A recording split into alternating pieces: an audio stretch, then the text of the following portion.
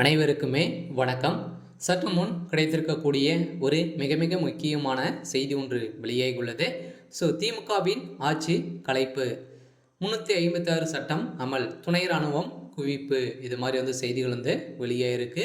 இன்று காலையிலே பார்த்தீங்கன்னா திமுகவுடைய ஆட்சி மீது பார்த்தீங்கன்னா இது வரைக்குமே நிறைய எதிர்ப்புகளும் கூட்டணியில் கட்சியில் இருக்கக்கூடிய அனைவருமே குற்றச்சாட்டி வந்திருக்கும் நிலையில் திமுக செய்த மறைமுகமாக செய்த அனைத்து ஊழல் பட்டியலும் இப்போ வெளியிட்டு இருக்கக்கூடிய சம்பவம் தான். இப்போ பார்த்திங்கன்னா 356 சட்டம் அமல்படுத்தி இப்போ திமுகவுடைய சாட்சி கலைப்புக்கான ஏற்பாடுகள் நடந்துட்டு ஒரு நிலையில் தான் இப்போ அதிரடியாக தமிழகத்தில் துணை ராணுவத்தோடு பார்த்திங்கன்னா இப்போ களத்தில் இறங்கி அங்கே மிகப்பெரிய பாதுகாப்போடு தான் இருக்காங்க. கூடிய விரைவில் திமுகவுடைய ஆட்சி கலைய போகுது. எதனால் கலைய போகுது அப்படின்றத தொடர்ந்து வீடியோவில் பார்க்கலாம். அதுக்கு முன்னாடி நம்ம சேனலுக்கு இப்போ தான் நீங்கள் முதல் முறையாக வந்திருக்கீங்க அப்படின்னா மறக்காமல் நம்மளுடைய சேனலை சப்ஸ்கிரைப் பண்ணிக்கோங்க. வாங்க வீடியோக்குள்ளே போகலாம்.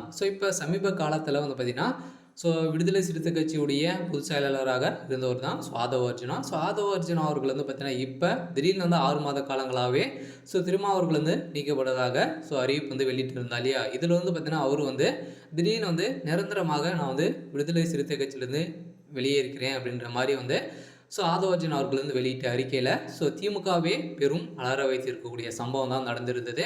இதைத் தொடர்ந்து தான் ஆதவ அர்ஜுன் அவர்கள் பார்த்தீங்கன்னா நிறைய சம்பவம் மேலே சம்பவம் செஞ்சுட்டு வந்தார் இல்லையா.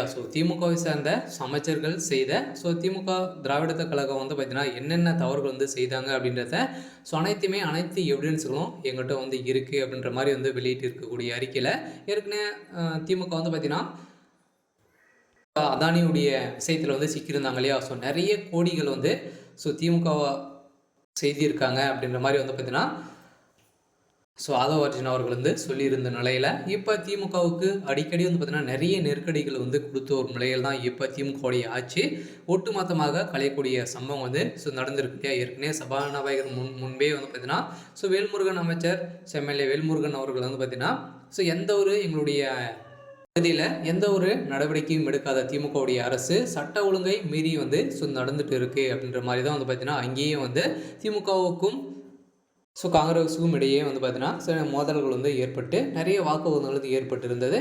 இதைத் தொடர்ந்து மீண்டும் பார்த்தீங்கன்னா விடுதலை சிறுத்தை கட்சியும் தலைவரும் திருமா அவர்களும் பார்த்தீங்கன்னா இப்போ சமீப காலமாகவே பார்த்தீங்கன்னா திமுக எந்த ஒரு ஆதரவும் தெரிவிக்காத வந்திருக்கும் நிலையில் இப்போ திமுகவுடைய அரசு மீது தான் நிறைய புகார்கள் விழுந்திருக்கும் நிலையில் தான் இப்போ 356 சட்டம் அமலுக்கு வந்திருக்கும் நிலையில் இப்போ கூடியவர்கள் இன்னும் ஒரு 24 மணி நேரத்தில் திமுகவுடைய ஆட்சி கலையத்துக்கான வாய்ப்புகள் இருக்குது.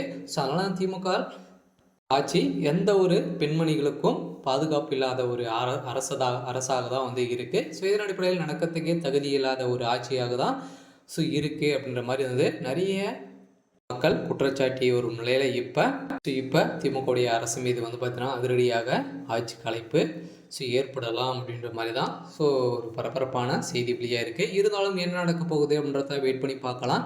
இன்றைக்கான அப்டேட் பார்த்தீங்கன்னா இதுதான். மறக்காமல் நம்மளுடைய சேனலை சப்ஸ்கிரைப் பண்ணிக்கோங்க. தேங்க்யூ.